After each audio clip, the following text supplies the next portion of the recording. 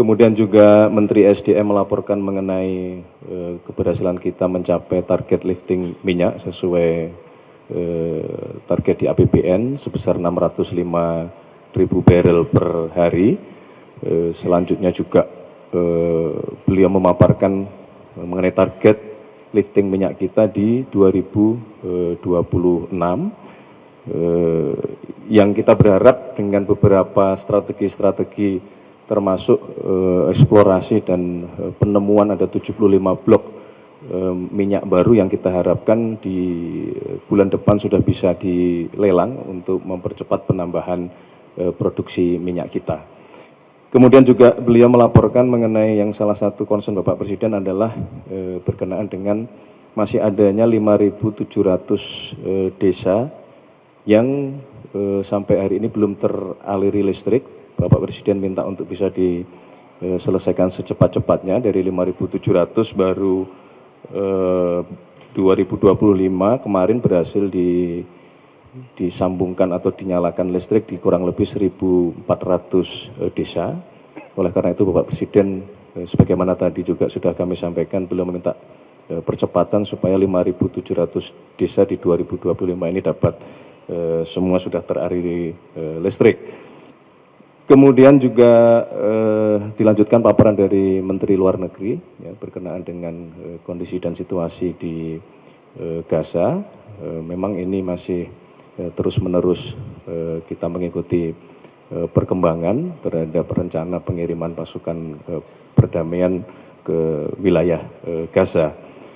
Kemudian terakhir ditutup oleh paparan Bapak Kapolri yang menyampaikan kondisi sosial, kondisi Kamtibmas selama tahun 2025 yang relatif stabil. Tentu saja juga beliau melaporkan bahwa penanganan terhadap kasus-kasus yang terjadi di masyarakat, termasuk beberapa kasus terorisme yang itu mengancam keamanan. Beliau memberikan paparan selama 2025 dan antisipasi di tahun 2026. Kemudian ditutup oleh Bapak Presiden dengan penekanan bahwa di awal tahun 2026 ini kita mengevaluasi apa yang sudah kita capai selama 1 tahun, dan di 2026 Bapak Presiden menghendaki untuk dilakukan percepatan, termasuk tadi sudah kami sampaikan untuk hilirisasi. Selain 6 proyek yang sudah diputuskan untuk adanya groundbreaking di bulan Januari, Bapak Presiden juga minta sisanya bisa dikejar dan dipercepat prosesnya supaya di bulan Februari atau maksimal bulan Maret 18 proyek tersebut sudah bisa dilaksanakan. Kemudian Bapak Presiden juga memberikan penekanan kepada kita semua untuk terus memperkuat kerjasama di antara lintas kementerian untuk mencapai program-program besar di 2026 ini, yang selalu beliau menekankan orientasi kita harus bekerja untuk kepentingan bangsa dan negara, untuk kepentingan masyarakat, dan beliau berharap kita meninggalkan kepentingan pribadi, kepentingan ego sektoral, untuk secepat-cepatnya mencari titik temu apabila terjadi permasalahan sehingga semua program-program dapat dilaksanakan dengan sebaik-baiknya. Kemudian beliau juga menekankan bahwa kita harus bekerja cepat, kita harus bekerja smart, kita harus bekerja terkadang tidak boleh normatif, ya, harus berpikir out of the box untuk mencari terobosan-terobosan di dalam rangka sekali lagi mempercepat tercapainya seluruh program-program yang sudah ditetapkan.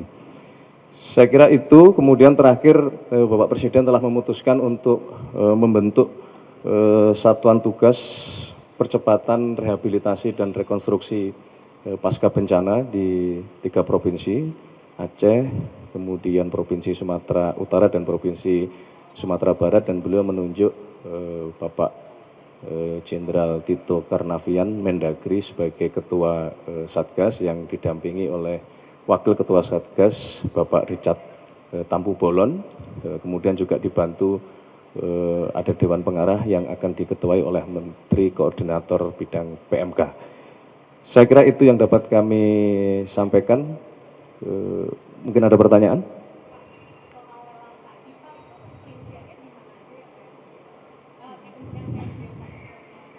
Banyak tersebar di seluruh Indonesia. Nanti datanya biar disampaikan oleh Menteri SDM. Cukup, terima kasih. Cukup ya? Hah? Oh, gini. Jadi pertimbangannya karena bencana kali ini kan yang terdampak di 3 provinsi, ya, yang cukup luas, dan dalam kapasitas beliau sebagai Menteri Dalam Negeri, Bapak Presiden memiliki pertimbangan dan meyakini bahwa di bawah Pak Mendagri dapat dikoordinasikan dengan lebih baik gitu. Tidak ada, kalau target ya secepat-cepatnya, kan tahapannya juga sudah ada ya.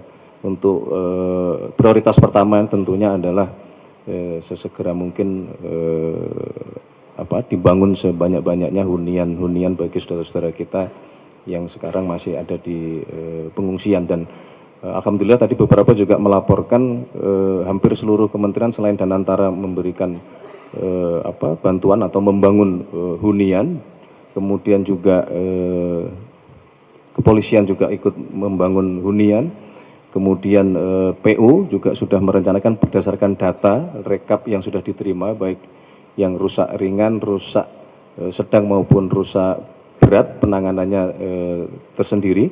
Untuk yang rusak ringan dan rusak sedang, dalam waktu secepat-cepatnya untuk direalisasikan kompensasi supaya saudara-saudara kita bisa segera memperbaiki rumahnya masing-masing dan kembali dari pengungsian, kembali ke kediaman masing-masing.